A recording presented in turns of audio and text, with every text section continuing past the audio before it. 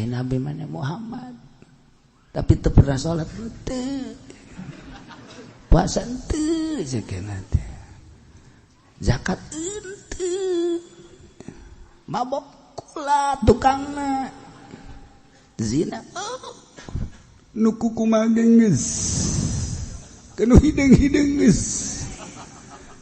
judi kula tukangna kamu geus eueuh hari amal sama sekali sia ieu geus di neraka geus sabaraha rebutan geus teu dihitungan cek eta teh geus malik betah deui cek deui di neraka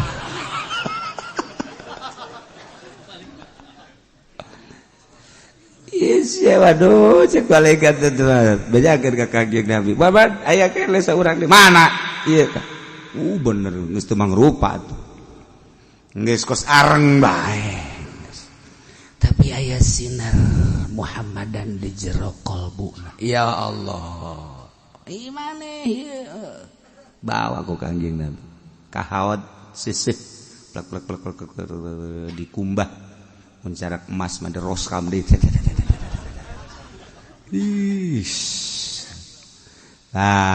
bray saya cek Kangjeng Nabi duka inu di hati maneh aya tah merek tah Muhammad oh iya Muhammad izin kula kunaon saya izin atuh iman mah iman kan salat tilawah baca tilawah cek izin cek ya lagi buka ka izin tolol lah kula balikeun dewe ka neraka cek Bismillahirrahmanirrahim. Ieu ayat rek ngajelaskeun tentang kewajiban mentaati perintah Allah jeung Rasulna. Kamari geus dijelaskeun kudu berbeda mukminun jeung kafirun. Mukmin madi titah ku Gusti Allah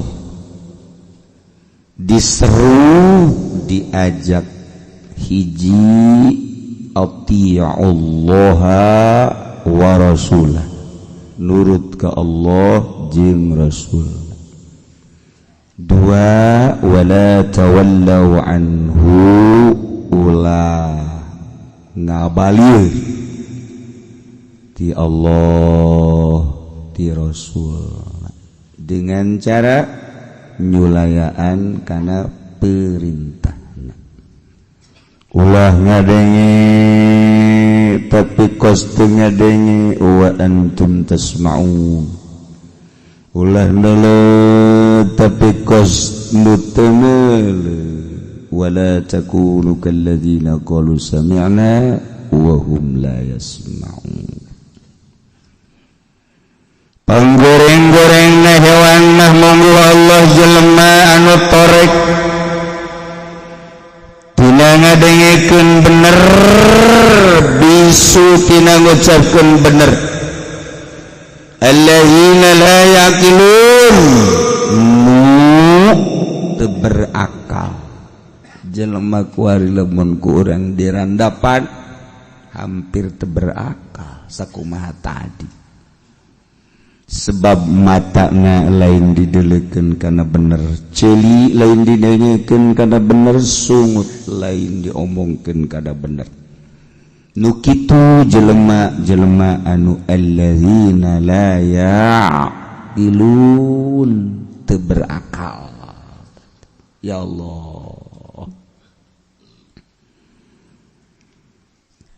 tambah deui ayeuna tina nyimponan pangundang Allah kita nyimponan pangundang Rasulullah iraha bae di mana bae ketika Allah ngundang ka urang ngagrokeun ka urang kudu siap sigap ngalaksanakeun panggero Allah ketika Kangjeng Rasulullah sallallahu alaihi wasallam ngagrokeun ka urang maka urang kudu segera sigap ngalaksanakeun panggero pangundang Kangjeng Nabi Muhammad sallallahu alaihi wasallam ya ayyuhalladzina amanu wahai jelema-jelema wariman yani al-mu'minun rek lalaki rek awewe nu aya di Indonesia tawa luar Indonesia sadunya istajibu lillahi walir rasul istajibu sinjeng tanah telisiadai ajibu pada nyubananan maraneh kabeh nyumponan naranjen kabeh kana panggerona lillahi Allah walir rasul jeung panggerona Kangjeng Rasul idza da'akum lima yu'ikum di mana ngagerokeun ka aranjeun kana nu bakal ngahirupkeun aranjeun kabeh masyaallah digerokeun ka Allah abe urang hirup langgeng digerokeun ku Kangjeng Nabi abe urang hirup langgeng hirup kuari teh lamun ku urang diitung teh coba ge ngabandingkeun samenit jeung sadetik sadetik dibandingkeun jeung samenit lah sapira sadetik yo jeung samenit detik mah detik eta adalah dentuman jantung urang dek dek dek tapi menit 60 dek-dekan 60 dek-dekan tuh sadetik teh ya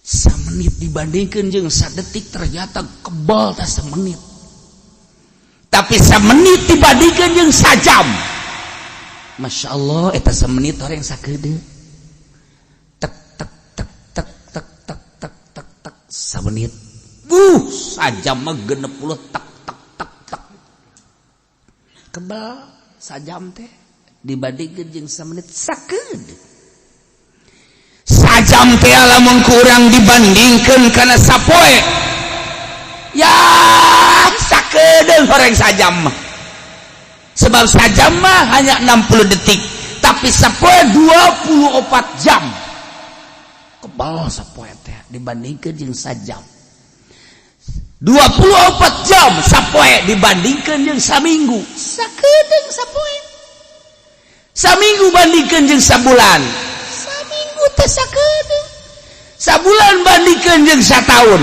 sakeudeung horeng tah sabulan sataun bandingkeun ku urang jeung 10 tahun 100 tahun sakeudeung horeng 10 tahun 100 tahun teh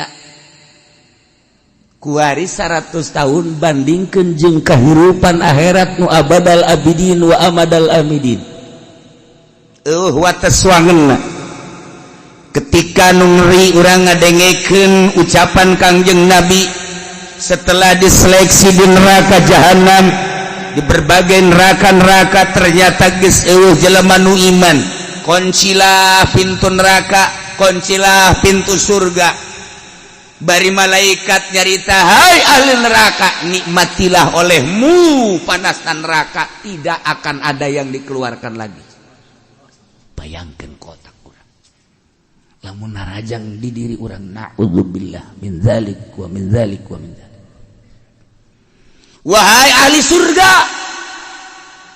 ayeuna geus sawadai nu bakal asup ka surga sebab geus diselektif kayeuna nikmati kuari kenikmatan-kenikmatan surga tidak ada batas abadal abidin wa amadal abidin Masya Allah bisa dibayangkan ku urang ketika dikunci eta lawang surga lantaran geus moal aya nu asup deui bisa dibayangkan ku urang lawang neraka ketika dikunci geus moal aya anu kaluar deui Masya Allah geus eueuh harapan bakal datang ka iraha geus eueuh wates nu dikulub nu dipanggang geus puguh hewan-hewan kalajengking kalabang orai jeung sajaban tah naudzubillah min zalik wa min zalik lamun urang datang ka asukan neraka haju teu mawa iman naudzubillah min zalik mentak urang selalu ngadoa Allahumma inna nas'aluka husnal khotimah wa na'udzubika min syarril aqibah. Sanajan mabok, zina, maling, tapi di jero hatena aya amantu billah wa malaikatihi wa rasulih wa rusuli. Iman ka Allah, iman ka Kangjeng Rasul, iman aya tetap jana aya harapan ditarik dikeluarkan ketika geus beak dosa. Deres kejang batur lah urang. Saya masih deres kan deres teh aing. Gan deres kan. Masyaallah. Ketika jelema geus kasalalorga kabeh, cek Kangjeng Nabi coba selidik, coba di neraka besi aya keneh anu aya imanan di kobeh geus arareueuh aya anu gepeng gitu, aya sinar Muhammadan di dieuna tah hiji diudangkeun ku malaikat malik ai udang sia udah lah cenah kula lain lah ye dihitung kabeh tina mata ceuli irung geus terus dina salat puasa kabeh geus ieu geus areueuh kabeh ieu geus kasalorga 3 si ieu doang hiji ieu maneh ditanya deui ai pangeran maneh ieu waktu di dunya sa Allah ai nabi maneh Muhammad tapi teu pernah salat teu puasa teu ceukna teh zakat teu mabok kula tukangna zina nu kumaha geus kanu hideng-hideng geus judi kula tukangna geus eueuh amal sama sekali sia ieu geus di neraka geus sabaraha rebutan geus teu dihitungan ceukna teh geus malik betah deui jeung deui di darat.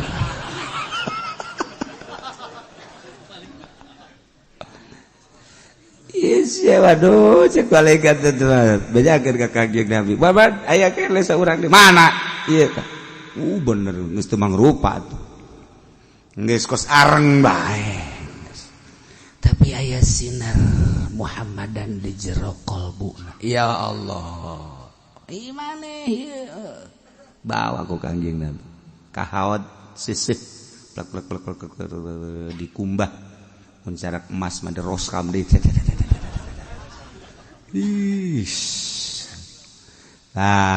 bray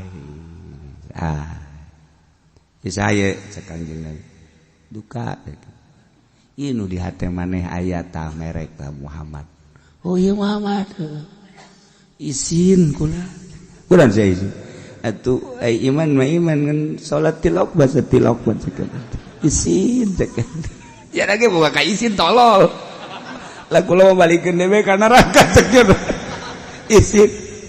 izin ka Kangjeng kula ngan saiman-iman ai nurut teu izin kula mangan saiman iman bae ai ngalaksanakeun manteu gas bari mau ulah izin ieu maneh berkat aya imanan ke kaula maka ku kaula disalametkeun bener alhamdulillah tuh gitu tapi emang surga aya kana tempat yang kula jadi geus ngarumas lah teu kula mah teu kudu di surga cakna asal ulah di neraka bae di luhur-luhurna jai surga mah mana teh geus pinuh cakna geus di dieu bae kula mah asal ulah dibeulem bae teh di luhur neraka benar sia di dieu cak Gusti Allah benar geus di dieu geus atuh teu di dieu tek diluhureun atuh Gusti jagana masih karasakeun panasna rada jauhkeun be saeutik wae tuh jadi cak sian teh geus di dieu cukup nya atuh asal ulah panas bae ieu mah panas kene karerab kene cek itu geser tuh kembali itu ke tengah tuh tengah tadi dia merada deres we Gusti tiis Geus, itu tuh naon itu mah sorga. Gusti kadanan ka jero atuh di sisi. Sial tante tuh. Gusti gasa urang deui nyana doa. Nyana doa. Kula mah geus aya di sorga meureun tempat di sisi we di sisi abeh. Abeh ulah neuleuh teuing ge ngan ngambe-ngambe atuh cek kana teh meureun seungit ta sorga teh. Tapi ulah hayang deui ka ditu moal geus asal di dinya bae. Aya geus satu ka dinya teh tadi. Cak tiada teh Gusti kaambeus seungitna. Kadenge nu seuseuriah. Beuh mana teh geunahna. Kula mah geus bae lah pokona mah asal asup pintu gerbang we geus. Aduh. Lah sia nu geus-geus ti ditu hayang ka dinya moal. Kula aya geus di pintu gerbang mah di jero ngaranna kan geus di jero. Geus kula mah nyuhan-nyuhan di hanapeun tangkal. Aya tuh geus ka jero, plek pada asupkeun ka jero. Gusti maknya batur boga gedong kendaraan bidadari kula di dieu nu izinkan Gusti keneh. Banyak ya hambana di kasorgakeun teu boga gedong atuh lain ge Gusti Pangeran tuh sia makan bener kan. Ai kula olam tapi kan Gusti Pangeran izin. Banyak ya hamba na asup ka sorga teu boga gedong. Guys, ulah loba omong cek Gusti Allah sia emang geus disadiakeun ku aing geus cicing di sorga dibere. Dibere di mana Gusti? Daek teu sia segede langit jeung segede bumi tah legana jang sia. Ah, Gusti masuk ngahina. Abong-abong kula pangpandeurina teh. Ulah dihina Gusti. Henteu teu gahina asli. Sakumaha Gusti? 7 lapis langit jeung 7 lapis bumi tah eta jang sia legana sorga. Ambo lega amat eta pang miskin sia di sorga nu sajen mah geus ulah caritakeun ambo eta pang miskin bo inget di Citra mah tah etalah asal aya iman ka Allah iman ka Kangjeng Nabi Muhammad sallallahu alaihi wasallam ujung-ujungna tetep sorga ngan ulah ai kos kitu teuing.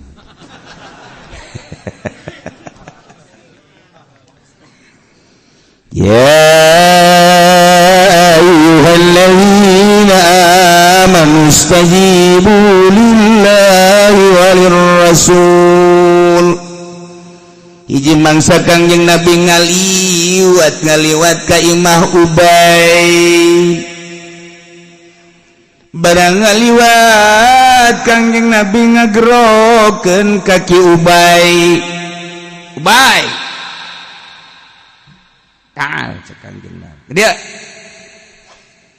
kebenaran ki Ubay na teh keur salat. Maka ki Ubay teh ngalanjutkeun salatna heula bari rada gancang fa'ajjala. Salat gegeraan tapi salatna tetep beres. Kara ki Ubay nyamperkeun ka Kangjeng marah. Ma mana'aka an ijabati. Naon nu halangan anjeun Ubay tina nyumponan ka kaula? Salat Gusti abdi nuju salat. Salat ditaku saha? Ditaku tuan. Atuh salat ditaku kaula aing nyaho sia keur salat. Muliaan mana salat jeung aing?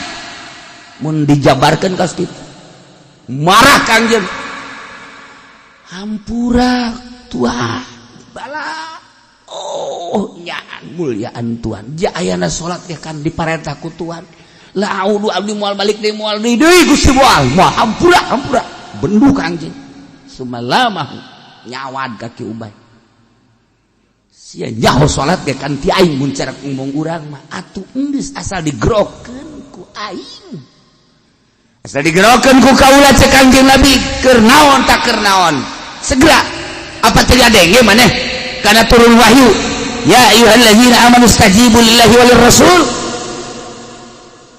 nah mesti terang abdi udah atuh hampura lah uduk moal deui tuh nu mantak urang lamun keur salat digerokeun ku Kangjeng Nabi geus langsung bae eureun salatna lain eureun numponan ka pangundang Kangjeng salatna teu batal jadi tah salat ku Kangjeng Nabi ngobrol jeung Kangjeng Nabi dak dik beres selesai teruskeun Allahu Akbar teu batal tapi boro-boro digerokeun ku si eta mah liwat bae liwat asana si eta mah ambeuna ge lain deui ku Kangjeng mah teu batal teu mantak lamun digerokeun ku indung we ku indung urang keur salat aing neruskeun mah wajib ulah aing ngabatalkeun mah ngan kudu geueuran aman tapi lamun cara Ki Ujar nyana keur salat Allah ku ngeunah-ngeunahna salat digerokeun ku indungna Ujar caki Ujar nyaho ieu teh mah tapi ngeunah jasa ieu salat ka Allah nikmat wali kan Ki Ujar assalamualaikum teh sholli ummi salat bae lah jangan ngeunaheun jasa salat Allahu Akbar Ujar terus bae salat 3 kali digerokeun sholli ummi salat bae cak mana ulah wakapae maneh lamun encan aya fitnah nu datang ka anjeun ya Allah ya Rabbi abdi boga anak karan Ujar digerokeun ku abdi menjadi indungna tapi ninculak ulah waka dipaehan Gusti lamun can didatangkeun fitnah nu sobade gedena sehingga ada doa indung pulang indungna terjadilah aya tukang ngangon embeng nyuhan dilanggarna dihandap lantaran hujan kabeneran aya awewe liwat kahujanan deui artis kan geus teu make naon artis make baju dibelah calanana kadeulean mangkana hujan dileuweung kan duaan bae embe mah embe atunya namanya na akhirna nyana embean di dinya terjadilah zina masyaallah karim nah jadi zina reuneuh ditanya kurang lembur Aisyah reuneuh sa gitu nu langgar mana langgar itu teu maki Ujar goblok teh si Ujar tolol wawalianan reudeuh budak batur tah batu dirubuhkeun tempatna dirubuhkeun lubuh seuri bae indungna tak rasakeun teu nurut ka indung mah kos kitu langsung Ki Ujar seceri ka Gusti ye fitnah nu pohara luar biasa amat dirubuhkeun saya tadi dirubuhkeun kula boga dosa naon zina sia jeung saha abdi zina tuh jeung awewe kanyahoan zinana kumaha eta anakna geus lahir cedak nang ti mana awewena ka dibawa we jeung anakna dibawa mana ieu dizinahan ku saha cek Ujar teh ye ku yai mana anakna kade cekal ku Ki Ujar hei anak nu jelas anjeun teh dizinahan ku kaula atau ku saha coba jelaskeun orok beureum ditanya ku Ki Ujar ngomongnya na ku pangangon embe kabehan kaget nah ieu kawalian Ujar masyaallah luar biasa Ki Ujar geus nyata orok bisa ngomong diusap punyana oh berarti saha pangangona teangan hei awe sia lain ku Ki Ujar ku aku pangangon mana pangangona kabeneran aya iya aya di atuh langsung dibangunkeun deui dan lain tah ieu mah keur carita indung ngagerokeun sing hade bahaya indung ya ayyuhalladzina amanu stajibu lillahi jelema anu arariman subadanan gerak panggero Allah ibadakum lima yuhyikum di mana ngundang karanjen kabeh kana perkara nu bakal ngairupkeun karanjen kabeh min amriddin.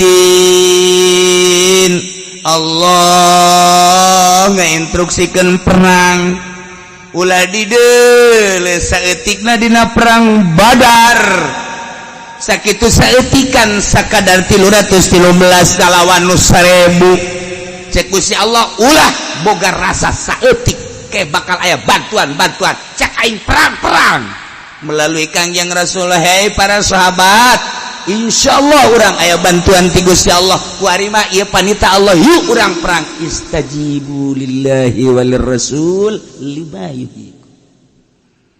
Lantaran lamun urang perang teh jeung kafir bakal katembong gagahna urang bakal katembong di mana perang menang urang gagah, di mana perang eleh berarti urang teh keok bisa dibangun deui ku urang. Nu penting perang heula diinstruksikan perang bakal kayahoan gagah jeung henteu na Islam teh ku perang lamun teu diperangkeun teu kayahoan gagahna. Idza da'akum lima yuhyikum di mana Allah ngundang nitah karena kehidupan anu abadi. Emang bakal hirup abadi? Bakal abadi. Perang Islam teh. Eleh si Zaid gugur di Medan Laga. Urus kubur. Apakah paeh? Henteu. Wala takunu liman yuqtalu fi sabilillahi amwat. Ulah ngaromong ngaranjeun kabeh ka jelema nu gugur di medan laga teh paeh ulah bal ahyaun balik tah hirup bahkan hirupna teh abadal abidin amadal amidin nikmat anu luar biasa. Lamun dihudangkeun deui mah jelema anu gugur di medan laga teh anyana hayang gegeraan deui nyekel pedang, hayang perang deui, hayang terbunuh deui. Hayang dihirupkeun deui, perang deui, hayang terbunuh deui. Hayang dihirupkeun deui, perang deui, hayang terbunuh deui. Kunaon eta? Ku nikmat-nikmatna jadi syuhada. Iyalah idza da'akum lima yuhyikum. Hirup secara lohir agama hirup ke perang lantaran katemo kagagahanan dek eleh dek menang nu penting perang instruksi ti Gusti Allah. Mantak dengan perang zaman sahabat zaman tabiin jaya Islam.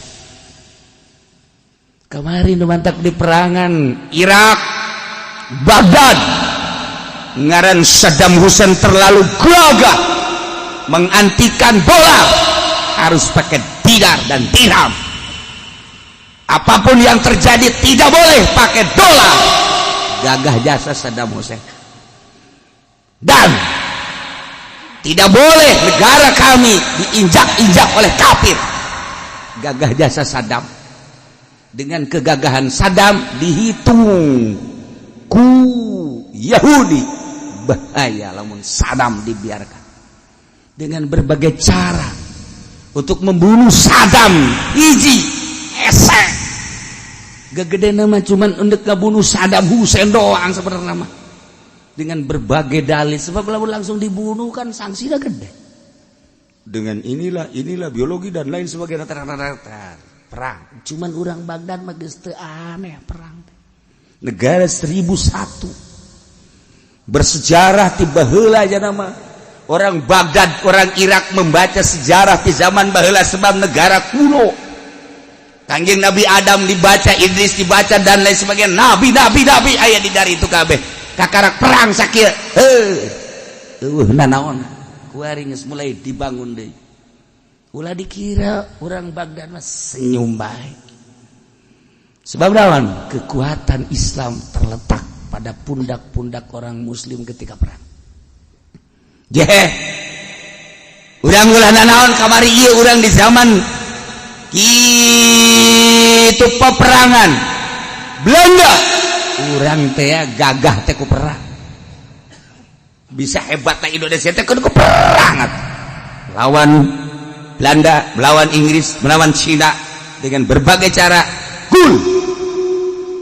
perang kabelah dina terus keenakan kengenahan karena merdeka diisi dengan keterlenaan dunia. kuari diinjak-injak deui urang, perpolitikan batur nu ngendalikeun, perekonomian batur nu ngendalikeun, kuari mah Indomaret Alfamart geus datang ka hareupeun imah urang ka lembur-lembur, geus didominasi kunyana persatu barangna untuk kepentingan Yahudi, untuk kepentingan Nasrani. Urang nu belanjana selalu demikian dan selalu demikian, nu boroga pabriknya rana kabeh. Perekonomian nyana anu ngedominasi budaya gitu kan. Islam hanya dibicarakan atuh kekuatan jeung Ahok kabeh sumuhun dauh ngangkat ke Ahok, tetapi maha kawasa Allah nyiptakeun Habib Rizik jangpi lawaninana dek melalui Habib Rizik kadeuleu ku urang sinar Islam katembong ku urang mah ulah neuleuh politik da heulanan perangna gagahna bari katembong. Jelema di mana-mana sahanu ngondangan atuh hayang ka Jakarta kabeh, sahanu atuh jadi tahanan polsek nahanan unggal kecamatan capeun jana. Jangan. Bahkan aya anu dijanjikan kalau di kecamatan itu tidak ada yang berangkat naik pangkat. Coba eta teu kira-kira kapan. Tetapi jelema ngoloson. Berangkat teu dideuleu. Nang sahanita jadi larang ku polisi, berangkat kabeh sakitu ke dilarangan tapi piluh Jakarta. Gerak Allah. Encan perang urang geus semangat bae masyaallah jah ieu aya anu aya benggerak na mah kabeh aja lamun diperangkeun atuh urang Indonesia mah boro-boro eta awewe ge diperangkeun ku jangan pokona. Neng tenang neng, masih kena aya kakak, tenang neng, padahal ngeleutik mah kunying lawanna sakitu gede da tenang wae da mah paeh geus demi neng beuh udah eta kacanggilan ka awewe geus kos itu atuh komo ka agama di Indonesia mah. Jehe parangsana. Asal nyaan nu ngagerakeunana ulah puluya peleye. Teruji kadeuleus 1 kali, 2 kali, 3 kali. Ada kurang doakeun mudah-mudahan Habib Lutfi panjang umur.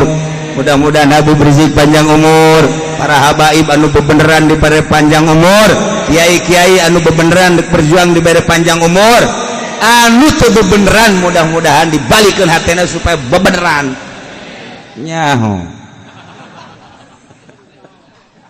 Eta tinggal ngadoa bae urang. Teh siapa Indonesia sangat siap lawan diperangkeun teh sangat siap. Sebab naon nu ngadahar paku geus loba. Golok di kieu-kieu rarompang golokna. Panah kunyana dikitu-kitukeun hiber sorangan nya bener nyaho teu. Indonesia buar kamonesanana puara jasa. Aya Jawara ti Madura, huluna dipotong kunyana sorangan. Kisah ditempelkeun deui. Berarti aing mah anti paeh sakitu. Sieun RRC boy mah teu paeh-paeh. Encan Banten mengpelehe weh kikituan nu muncul gerget ja aing mah cenah Jawara ulah ge gerget atuh cenah lain kiai pan aing mah lain Jawara kiai sieun teh ulah nanya aing tuh di Banten eueuh dongengna nu ka Jakarta maksudna eueuh kadenge kumaha kadar itu mah kadar itu loba dah tembakan emang dari tembakan kudu sniper tembak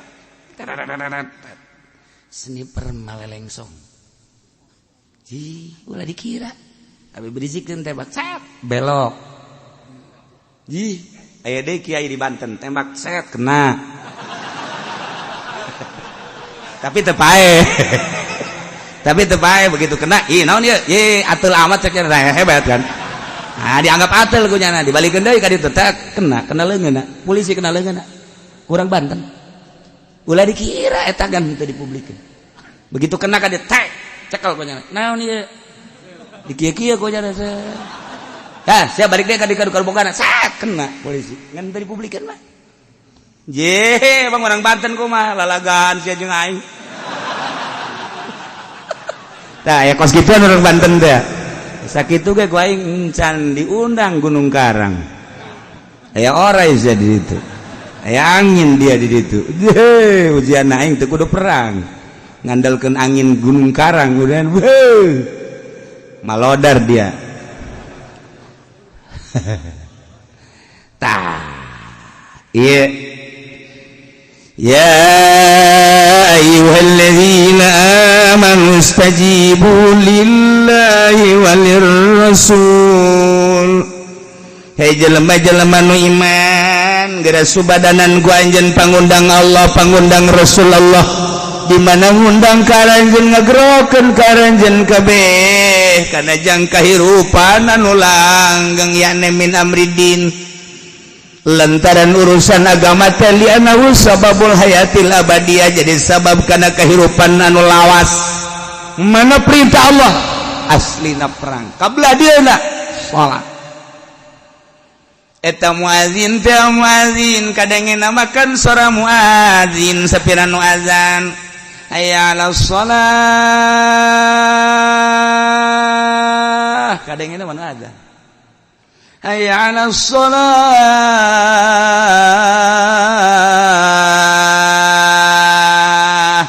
adzan Bilal teman pan cenah lempeng mah adzan Bilal atuh bisa aja adzan cara di Mekah ge ya atuh babari ja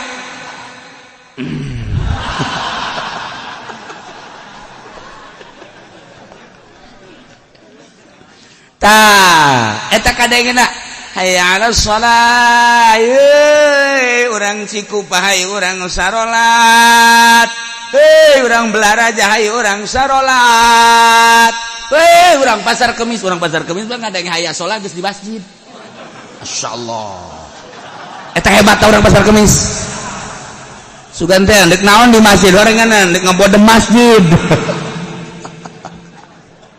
di Mekah bapak orang ada gaya soalnya geus aya di Masjidil Haram di Madinah orang hayya 'alas shalah geus aya di Masjidil Haram mantep jasa tah lamun eta ku urang kadenge sora nu adzan teh teu ngarasa dipanggil ku Allah silakan emang panggilan Allah iya tah istajibu lillahi walir rasul idza da'akum lima yuhyikum ketika ngadenge suara muazin azan hayya 'alas shalah siap Gusti abdi deuk ninggalkeun pacul karena aya panggilan Gusti keur ngaput abdi deuk ninggalkeun kaputan abdi ngadenge panggilan Gusti naon artina ngaput paling ge 1000 2000 abdi keur di toko tutup ku abdi toko abdi deuk nyumponan panggilan Gusti abdi keur di kantor Gusti abdi teh deuk ka Gusti naon artina cicing di kantor deuk ka Gusti di pasar sapira pasar abdi deuk ka Gusti hayya 'alas shalah tah kuduna nu dideuleu teh ulah sorana Allah mantap nu adzanna nu ngeunaheun sorana sebab ngadenge sora adzan teh di samping panggilan Gusti oge sorana menarik hayya 'alas shalah sora sadak ngeunah madak teh kudu ku Gusti aing mah ku sora eta ge ngeunaheun rarasaan gunaheun coba tuh 'alas shalah aki-aki mana eta umurna ulah dipanjang gendak ya Allah ya Rabbi nah terjadilah di Sayyidina Umar ketika Sayyidina Umar berjamaah sok ningali heula nurutan Kangjeng Nabi sok ningali jajaran pertama besi kurang lempeng jajaran kedua di samping eta sahabat-sahabat anu kanyahoan di zaman Kangjeng Nabi si anu aya hebat dilanjutkan laku Sayyidina Abu Bakar Sayyidina Umar sama sami nah begitu tiga aya sahabat nu eueuh langsung Sayyidina Umar salat, dari salat ditanya, "Ayo sahabat di dia ke mana?" "Teu ka masjid." "Mana imahna?" Belah ditu langsung ta salat teu wiridan deui Sayyidina Umar langsung ka imah. "Assalamualaikum." "Saha?" "Umar bin Khattab." Masya Allah, guguran mereka keluar, sesalaman ditangkep, cekeleungna, dak, dijorogan, blak. Aya naon tuan? Siang ada ge sora Umar bin Khattab, manusia, makhluk, gegeraan bae ti jero imah keluar, nyambut aing. Tapi sia digerokeun ku Gusti Allah, lain di deleuan di masjid eueuh. Muliaan sa goblok sia. Aika Umar bin Khattab sia gegeraan bae, ka makhluk aing mah makhluk. Sapira aing, tapi dia, wah dia tah. Jawara kan dia mah. Tapi dia digerokeun ku Gusti Allah, ngehenen bae dia. Bolon dia. Je.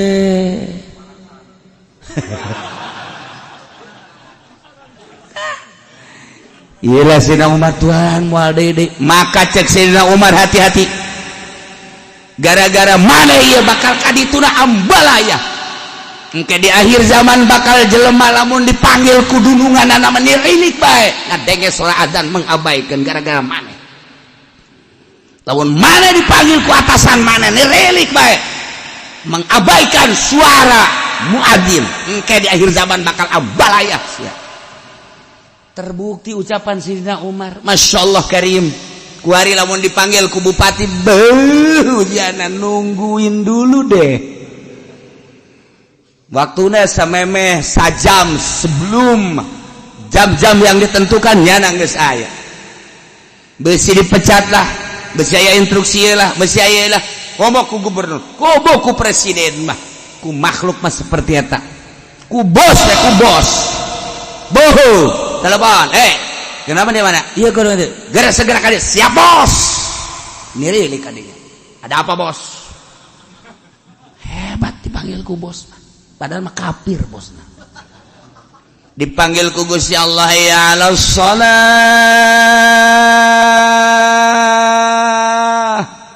Emang jam sabaranya? Asana ji tere amat dianya. Ya ala shalah. Bebeja aing ka asalnya. Dipanggil ku Gusti Allah, tolol. Hulu sia eta kara. Istajibu lillahi walir iza da'akum lima dipanggil salat eta teh panggilan Allah. Setiap perintah Allah berarti eta teh panggilan Allah. Allah memanggil di bulan Ramadan puasa, eta teh panggilan Allah segera. Ketika orang geus diusap zakat eta teh panggilan Allah segera. Ketika orang geus diusap haji, urang kudu berangkat menunaikan ibadah panggilan Allah segera. Jeung nu lain-lain aya nu sunah, aya nu wajib panggilan Allah, aya nu sunah panggilan Allah. Nah ieu adalah panggilan Allah untuk naon ieu lima yuhikum. Urang salat bakal boga kehidupan anu abadi di akhirat. Urang puasa bakal dibere kehidupan abadi di akhirat. Urang puasa zakat bakal dibere kehidupan anu abadi. Setiap urang ngalaksanakeun perintah-perintah Allah berarti urang ngalaksanakeun undangan Allah, panggero Allah jeung Rasulna, eta urang bakal dibere kehidupan anu abadi. Ketika mengabaikan berarti urang bakal dibere kehidupan jahanam. Tiga sakit hati-hati. Bandingkeun diri urang ketika urang dipanggil ku atasan urang giatan mana jeung dipanggil ku Gusti Allah, didinyalah kadar keimanan urang bae introspeksi diri. Ketika urang dipanggil ku wajib, ketika urang dipanggil ku sunnah, instruksikan ku Gusti Allah jeung ku Kangjeng Rasul, datang ka mana kegiatan urang dibandingkeun jeung panggilan bos urang, panggilan atasan urang, panggilan leluhur urang. Hati-hati. Masya Allah, idza da'akum lima yuhikum wa'lamu annallaha yahulu bainal mar'i wa qalbi. Lolobana mah orang jelema teh ketika dipanggil ku Gusti Allah teh mengabaikan, ieu teh horenganan tergantung qalbuna horenganan qalbu teh urusan urang rarasaan urang mah padahal mah aya Gusti Allah. Wah panjang nyaritakeun halang nu ngahalanganana Allah antara jelema jeung hatena. Alladzi khalaqas samawati wal cak Kangjeng Nabi kos kitu. Kumaha tah ngomongna? Mad. Ulah sok loba omong sia mad hirup teh heulaan aing jeung sia mad. Aing mah ngadenge sia sana puyeng. Teu eureum ngajakan ibadah kanu gaib teu kadeuleu. Atuh nu gajetul ge ku urang kadeuleu heseun ieu urusan urang komo anu gaib. Haju siang ngaku-ngaku jadi rasul, ngaku-ngaku jadi nabi, ja aing nyaho kaleutik depan ka sia. Heuh sokan teman-teman teh nya tuh mad ngomong teh. Ieu aing mah ieu dumantak musyrik ge jekutukeun ka Gusti Allah percaya Allah pangeran tapi aya deui pangeran teh jang paranti urang mun tayang paranti ka Gusti Allah. Jadi teu langsung ka Gusti Allah pan Gusti Allah mah gaib geus urang nyiptakeun pangeran aya ti karuhun urang eta teh jang dumadeus ka pangeran nu gaib mah atuh sia mah sing bener atuh mah. Ya sia teh hirup atuh babarengan jeung urang maning nurut bae ka karuhun-karuhun urang. Mad ja aing ge atuh lain bodoh-bodoh teuing mad urusan kos kitu mah malah mameureunanan pinteran aing jeung sia mad. Sia onam sakola henteu maca tilok. Atuh pan aing mah nya sakolanya maca nya bergaul atuh meureunanan pinteran aing urusan kos kitu mah. Mad. Parah tah kapir kurus. Masyaallah. Kieu dengekeun Gusti mun hayang nyaho kayakinan aing kabehan mah ye aing teh percaya ka Gusti Allah bahwa Gusti Allah teh pangeran eta mah nyieun patung jang dumadeus supaya nyana nu nyampaikeun ka ditu kitu tah mah liuqribuna ilaihi zulfa jaka BG pan diatur ku Gusti Allah man. Waduh kita ngomong parah tah ngomong. KBG dikersakeun ku Gusti Allah. Nu kaluar tina kersani Gusti. Dengekeun ku ceuli sia man. Lausa Allah lamun Allah ngeresakeun mah atuh masuk. Nah kami ge moal musyrik ka Gusti Allah. Jadi kami musyrik nanti ya dikersakeun ku Gusti Allah. Aya nu kaluar ti kersani Gusti moal aya. Hayo sia.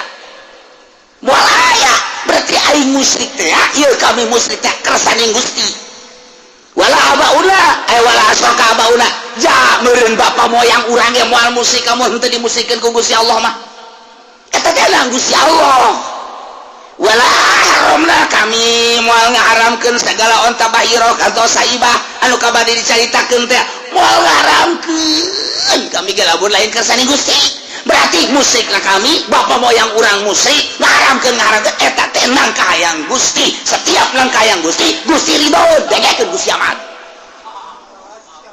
je atuh lamun ngomongna ka urang Cikupa atuh anu Cikupa ge je bener oge je sia pinter tuh atuh mangkana aing mah main simplong ge kersani Gusti eta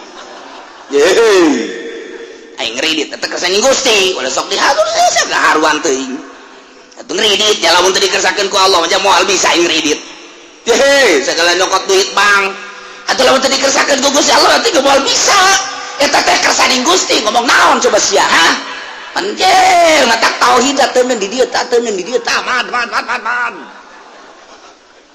aduh lamun ka urang ge bisa milu kanyana bener oge atuh mantap ge sambarangan ngomong teh sacablakna sungut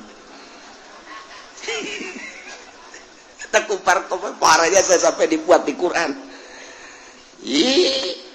Atuh aing mah teu kapur-kapurkan kagolkar ge atuh geus aya masyiatillah bodoh. Aju aing kampanye pan aju di ditu kampanye na panjeng artis atuh teh geus aya kersani Gusti ti dituna. Aju goyang atuh aing milu saeutik nyekel bujurna. Atuh teh geus aya kersani Gusti. Aju jangan ngiceupan diajak we aing sagedeung lah. eta geus aya kersaning Gusti eta kos kitu nu mantak aya kersaning Gusti berarti Gusti ridho ngomong naon sia si bener oge makan hayu milu jeung aing ka Golkar sia ngeunaan loba artis kuari mah teu butuh kiai kuari mah mending artis sareungit kiai mah rapeuk ngomong bener eta asup ka jajan tuh saya ulul ladzina asyraku mat ulah kaget cak Gusti Allah bakal nyarita jelema-jelema anu nyekutukeun ka aing ngamusikeun ka aing ngomongna model kos kitu cak nya lagi lausya Allah Allah lamun ngeresakeun masrokna atau aingnya jang moal musik berarti musik aing dikersakeun ku Gusti Allah wala abauna mun Allah ngeresakeun bapa wayang urang ge moal musik ka Gusti Allah kulantaran musik nang kersaning Gusti wala haramna moal ngaharamkeun urang kabehan kana hewan-hewan anu dihalalkeun lamun lain kersaning Gusti eta teh kersaning Gusti teh KBG geus israkuna wa tahrimuna biwasyati berarti israk urang ngaharamkeun urang nang kersaning Gusti atuh tawarradi bi Allah ridon bakal ngomong kitu mah ke itu urang geus seleh teh ngalawannya data cek Gusti Allah kadzalika kadzdzabal ladzina min qablihim hatta zaqu ba'sana ulah kaget macak Gusti Allah kadzalika kitulah kama kadzabaha ulai sakubaha ngabohongkeun para kafir-kafir Quraisy ka anjeun kadzabal ladzina ngabohongkeun jelema-jelema nu baraheula min qablihim aya memeh kafir-kafir Quraisy ka para rasul-rasul Allah atazaku basana hingga nyana diberi siksa ku Gusti Allah nyicipan ngarasan kana siksa aing cek Gusti Allah ulah kaget mat terus bae si Ahmad anjeun dawah mat terus tanya coba tanya kuari tanya kafir-kafir anu modal tadi omonganana siga bener siga lempeng cak jelema nu bodoh nyandarkeun ka Gusti Allah kabeh kersaning Gusti jalamun lain kersaning Gusti mah moal urang ge berarti Allah ridho tanya mah cek Gusti Allah gol hal indakum min ilmin fatakhrijuhu lana tanya hal apakah indakum min ilmin boga kanya ho kitu geus langsung memponis eta teh kersaning Gusti di mana kersaning Gusti teh Allah ridho eta ponisan model kos kitu teh boga kanyaho kitu di mana kitu patakhrijuhu lana hingga nyana ngajelaskeun setiap pasya Allah Allah ridho eta boga ilmu kaweru jampe pamake di mana bejakeun tanya ieu geura hal indakum min ilmin etanya lah boga ilmu kos kitu tah keyakinanana bahwa Allah ridhoeun kana kamusikan kana ngaharamkeun sangeunah-ngeunah haju patakhrijuhu dikaluarkeun ku nyana eta ilmu kadenge ku anjeun bejakeun meunang ti mana eta mad eta teh teu aya tattabi'una nyana naluturkeun kadinya omonganana illa zonna angin sakadar sangka-sangka doang jaka mige menang kersaning Gusti sangkaannya setiap kersaning Gusti pasti Allah ridho eta sangkanya bejakeun Muhammad kamanehanana atuh lamun kos kitu mah aing endek naon ngutus para rasul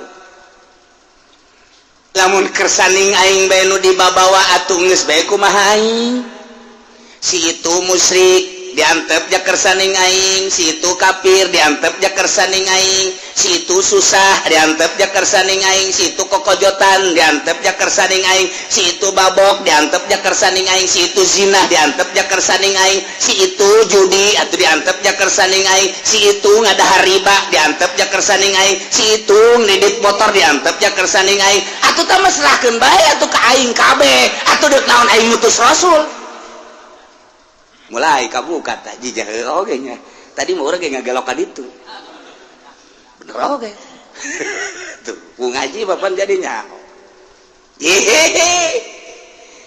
atuh bejakeun mat ka ditu nu mantak aing ngutus rasul teh eta teh endeuh mere syariat lantaran jelema teh pan ku aing dijanjikeun ka alam dunia teh dibere nafsu tah eta nafsu teh kan kabagi-bagi aya nafsul ammaratu bisu aya nafsul mutmainnah aya nafsul radiyah aya nafsul kamilah nafsu-nafsu etalah anu bakal mamawanyana nu mantak besi kababawa kanu ku aing teu dipake karido maka aing ngutus rasul diantarana anjeun Muhammad nu samemeh anjeun ya Isa ya Musa ya Harun ya Sulaiman ya Daud dan lain sebagainya ku ari maneh dijadikeun nabi akhir zaman tita jebarkeun syariat jang naon eta jang taklif atuh lamun kersaning aing bae mah teu beneran taklifan ka dituna kumaha aing bae geus deuk salat deuk teu sabodo deuk wudu deuk teu sabodo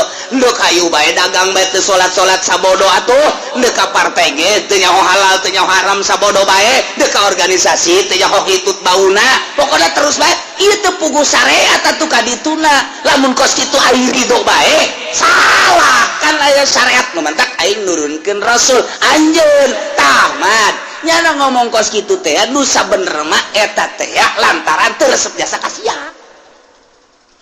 teu percaya ka sia teh dibohongkeun mat ulah kaget mat lantaran rasul aing nu agung meme anjeun teh dibohongkeun ku umatna anjeun dibohongkeun model kitu ulah kaget sebab luar heula ge dibohongkeun tenang bae mat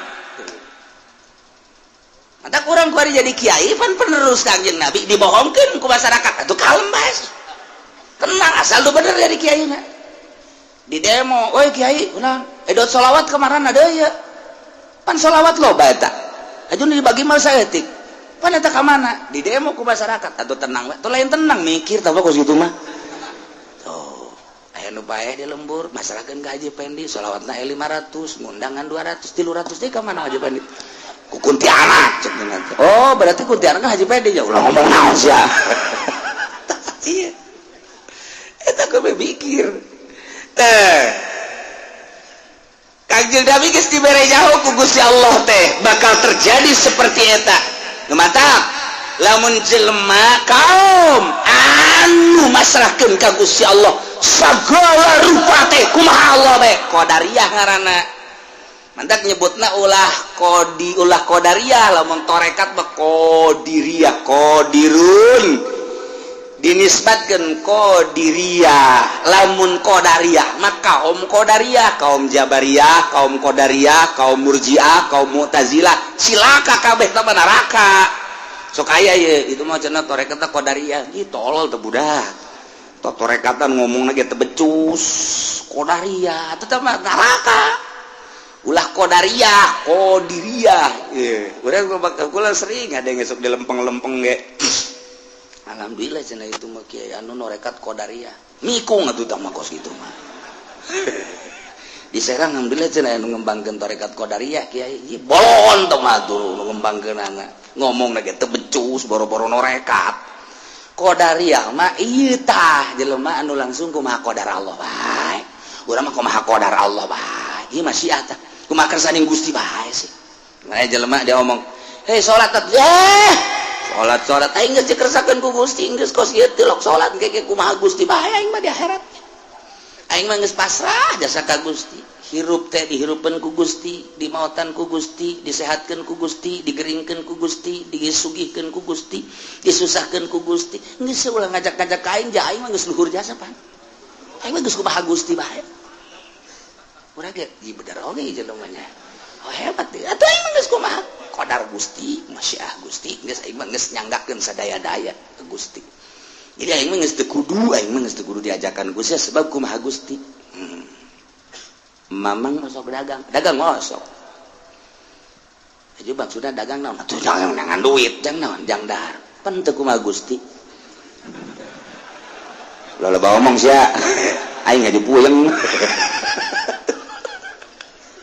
lamun mamang deuk sagala nyandarkeun kumaha Gusti ketika diajak salat kumaha Gusti ketika diajak haji kumaha Gusti aing ngajak hirup paehna ge kumaha Gusti mamang ulah dagang ulah tani nyanggakeun sadaya-daya ka Gusti gas coba hirup apa moal mamang lain doh itu mau kos itu tampiling ya geus sok aju kadinya teu kumaha Gusti bae aing mah geus kumaha Gusti bae lah moal tani moal dagang moal ka pabrik moal naon paling ge 3 poe kiceup we udah modar bisa ya Mang, pan aya Kangjeng Rasul diutus ka dunia.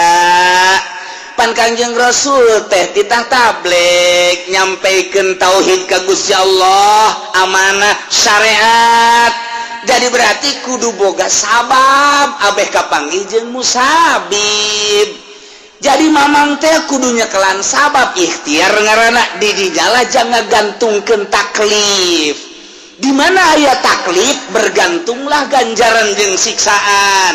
Mantak janu nyampaikeun anak Kangjeng Rasul teh nyampaikeun padahal hakikat nama bener sakabehna ge meunang ti Gusti Allah ngan Kangjeng Rasul teh nyampaikeun syariat di mana-mana iman ka Gusti Allah ngalaksanakeun aturan-aturan perintah Gusti Allah ngajauhan larangan-larangan Gusti Allah ieu halal laksanakeun ieu haram jauhan ieu sunah laksanakeun ieu makruh ulah ieu mubah sok pilih eta teh ngaranna taklif di dinya lah bakal ngagantung ganjaran ketika ngalaksanakeun wajib ditempelan ganjaran sorga ketika ngalaksanakeun laranganna harap ditempelan siksaan neraka ieu tugas Kangjeng Rasul bener ge meunang kersaning Gusti pan aya syariat mun ngagantungkeun kana kersaning Gusti bae kabeh atuh teu kudu aya rasul teu kudu aya kiai geus bae kumaha Allah aya awewe di sisi jalan tangkarakeun kececes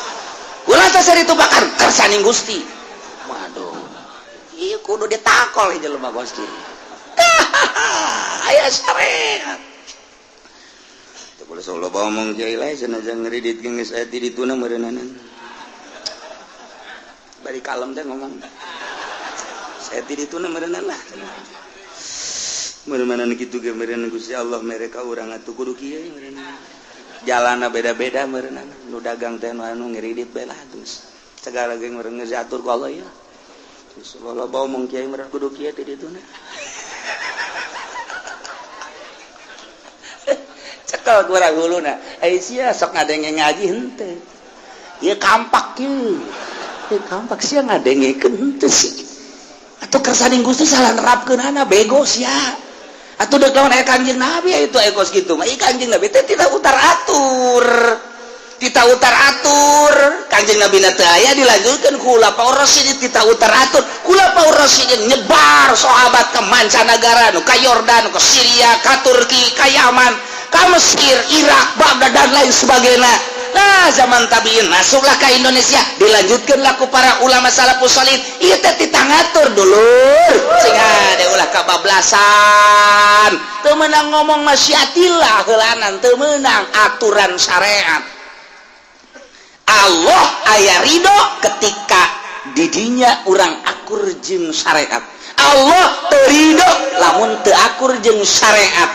Ari masyiah nama atuh kabeh ge masyiah Allah ngan teu setiap anu kena masyiah Allah kena ridho Allah ningali dina sanusi ieu mah urang ngomong leutik bae heulanan ulah luhur-luhur ngaji tauhidna supaya kaharti sebab ieu mah loba urang ketos Kendal bojong anu home industri moal ngartieun ngana mun dimantekan sebab nyana ge sok mantek ngol poe ngomong urang bae heulanan luhur sabenerna mah ieu teh luhur mun dimantekan rame ge cak nu ngaji cak nu teu ngaji mah puyeng Pak nah henteu setiap nu kata'alukan ku masya Allah Allah ridho henteu sebab Allah ngagantungkeun ridho teh ya di luhur syariat di mana-mana akur jeung syariat aya ridho Allah di mana teu akur jeung syariat ridho Allah ari kersaning Gusti nama kabeh Allah bahkan maha sagala-gala bejakeun mah ka ditu ulah sok sageunahna nyandarkeun ka aing bae ulah segala ngeridit gatem kersaning Gusti lah meureun geus di ditu nah je disepak bisa sia ku aing ieu sok sangeunahna bae tabu budak zina aju atuh meureun geus kersaning Gusti ti ditu na kudu jadi tukang zina aja diantep geus pokona mah geus aya masya Allah eta ngomongna masya Allah. Atuh deuk iraha dakwahna. Deuk iraha dakwahna. Tah dumatak dakwahkeunlah syariat Kangjeng Nabi diutus ke alam dunia. Ieu teh aja ngabeberes lantaran di diri urang aya nafsu. Besi engke urang kababawa ku nafsul lawamah, besi kababawa ku nafsul ammaratu bisu. Nah ieu Kangjeng Nabi teh tita nyelapkeun, numbuh, suburkeun nafsul mutmainnah, nafsul radiyah, nafsul kamilah, nafsul mardiyah. Supaya naon? Merenah dina ngalaksanakeun syariat Allah, engkena hampang ngeunaheun. Tah mati mah kieu nyana ngomong kos kitu soteh nu sabenerna mah nyana ge nyahoeun ngan ieu menentang ka anjeun, teu percaya ka anjeun bahwa anjeun teh sebagai utusan kaula. Eta mah sakadar nentang doang mah tabak kos kitu mah geus bejakeun ka manehanana. Eta kanyaho kos kitu menang ti mana? Moal aya kanyaho kitu sekedar sangkaan tabi'un illa zon nuturkeun kitu teh kecuali sangka wa antum illa takhrusu bohong. Tadi gelamun kurang ditilik-tilik rame tah cek nahu mah ulah ka mantek we cek nahu bae heula tina bahasa la Allahumma asokna wala abauna. Abah teh diatopkeun kana dhamir nu aya dina lapad asokna cek dina alfiah teh di mana-mana aya isim zahir diatopkeun kana isim dhamir wajib kudu dipisah. Teu meunang kumtu wa zaidun diatopkeun kana dhamir tu ulah kudu dipisah ku dhamir fasol illa bi dhamiril munfasil. Kumtu ana wa zaidun eta sakadar kos kitu tah cek nahu mah ieu ge kuduna mah law sya'allahu ma asaqna nahnu wala abauna. Nahnu na ditendeunan ku Imam Jalal dina tafsirna dina tek Al-Qur'an mah teu aya law sya'allahu ma asaqna wala abauna. Jadi ai nurutkeun ceuk alfiah anu mutamad mah law sya'allahu ma asaqna nahnu wala abauna. Kok Quran di alfiahan? Alfiah kudu di Qur'anan kuduna. Mantak ulah ngaalfiahan Quran. Atuh nu jadi sumber daga Al-Qur'an sing hade engke bisa nyalahkeun Quran urang kuduna ge jadi syahid. Orenganan teu kuduna naon teu dipisah ge ku dhamir lantaran aya la wala abauna. Geus lamun aya la madinya endek langsung bae teu naon seakan-akan eta teh pamisah atawa nakdirkeun bae sarua jeung law sya'allahu ma asyraqna wala asyraka abauna. Geus babacaan ge atuh dilempengkeun ngeunahkeun sok ku sia Muhammadiyah. Tah ulang sung Quran mah sacablakna sungut sia keng mikung sia. Ieu pan urang mah ngeunaheun tah dilempeng-lempeng ku urang tinggal we elatna. Kunaon sih kiai eta ari dhamir ari isim zahir teh teu meunang diatopkeun langsung kana isim dhamir. Oh ari atop eta anut kana matub ale urang lamun narkib ge. Mun narkib kan kos kitu teh zaidun matubun alana. Ari atop eta kudu anut kana matub alna samang-samang sama matub alna ropa atuh atop lagi kudu ropa pan kos kitu. Koma zaidun wa amrun wa rupa atop amrun diatopkeun kana lafaz zaidun ari atop eta kudu anut kana matub alna samang-samang sama matub alna ropa atop lagi kudu ropa. Nu mondok mah geuna ijeuh nya coba nu teu mondok. Ini naonan teh si kiai. Duh. Cak aing ge mondok sia atuh. Digeunaheun tuh eta narkib kulon tapi lamun wetan malain kos walu harbatin amrun matupun ala zaidun wal matub alal marfu marfun kos kitu teh lamun di wetan ngaranna ngerab teh atuh sarua-sarua keneh tah kieu atop eta anut kana matub aleh geus berarti atop kumaha matub alehna berarti atop manuturkeun jadi awalna gayat bao nuturkeun kanu ti heula opat perkara. Nah di antarana atap nah ieu nuturkeun maktub aleh nu dituturkeun mah kudu gagah. Lamun atop nuturkeun maktub aleh na teu gagah silakas ya. Maktub aleh teh kan nu dituturkeun, atop nu nuturkeun, urang lempang penting. Ya ka mana ya urang ngajian itu deh mana pengajian kiai. Ditu kiai ayo. Heuy, lihat ke kuburan sih urang duaan bae. Tenang. Kuburan dipakai kasieun. Ayai, pakai beranian. Urang nyaho si eta teh beranian, urang daek nuturkeun. Daek urang. Ketika datang lewat kuburan, aya nu seserian. Sia seserian. Goblok teh nyaho sia. Aing teh pan batur sia. Lah ngaganggu sia. Sesama teman tidak boleh saling mendahului. Nya nanya kelan pan ka urang geus sia gagah. Atuh aing, orang tenang kan lantaran nu dituturkeun gagah. Gitu saya lewat ke kuburan. Oh nya. Aju ku bati. Pak lain mang nuturkeun siapa? Oh tuh geus kumangke bae nya. Saya berani tante. Aing berani mah berani. Ai teu neuleuh mah. Sing teu ngadenge. Aju ku bati jadi tante. Lah tuh ayo bae. Urang geus cangcaya. Nu dituturkeun puluh ya plek kiai. Sia kumaha ieu bakal ieu. Ka ditu lah kumaha ieu aing ieu. Pas datang ge ti jauh kene geus siap. Urang lumpak yuk. Iksa awak karena saya kena nuturkeun ulah tuh ulah lupa jadi mah kenceng di dia geus baringan urang pecekel-cekel bae geus pecekel-cekel jadi pecekel-cekel apa ngarendeng aing kan aing kieu mah tah kumaha mun di tukang aing beunang mun aing dihareup aing teu lah aing ngarendeng kumaha mun ngarendeng ge di gigir ieu eta aing mah puyeng cek aing ge tadi tiluan jadi aing di tengah tah tumporangan mah geus kos kitu bae. Ya guys, pecekal. Begitu ayah wah. Gedeprak. Kabeh galumset. Udang-udang tas subuh. Eta panugas itu kan ada borangan. Nu dituturkeun, nu nuturkeun. Tah ieu kepala partai tuturkeun dan urang tah lain gagah tah henteu. Tah ieu calon presiden teh gagah tah henteu nu deuk dituturkeun ku urang. Tak ieu kiai teh gagah tah henteu dina hukum. Ulah puluh ya pelaya nu bakal dituturkeun ku urang. Tak ieu teh pembahasan Ibnu Hajar.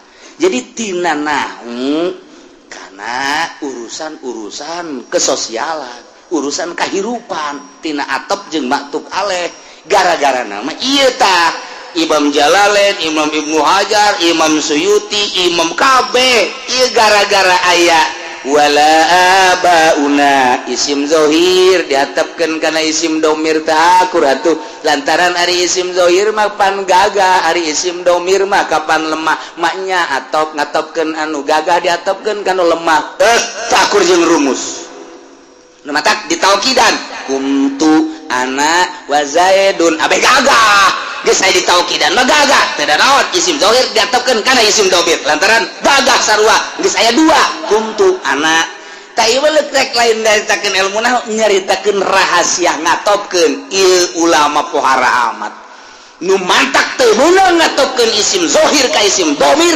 lantaran isim zahir mah gagah isim domir mah lembek ulah wani-wani ngatopkeun nu gagah nulukeun nu gagah ka nu lembek lantaran bisa ngalungsar sia di jalan.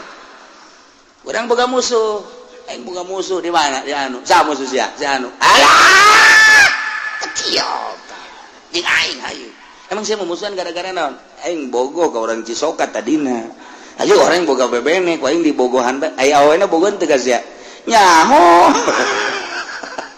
Aing geus terang. Geus aya aing boga naon? Aing. Urang nyaho sia eta gagah. Senang urang kajen gopo bahagia. Tapi sia boga kana aja sih dimusuhan malah aing dibacok aing minta tolong ka sia nyahonya ke pelor aya ke di awakinya geus geuring aing ada hal pelor mah kaisingkeun teh henteu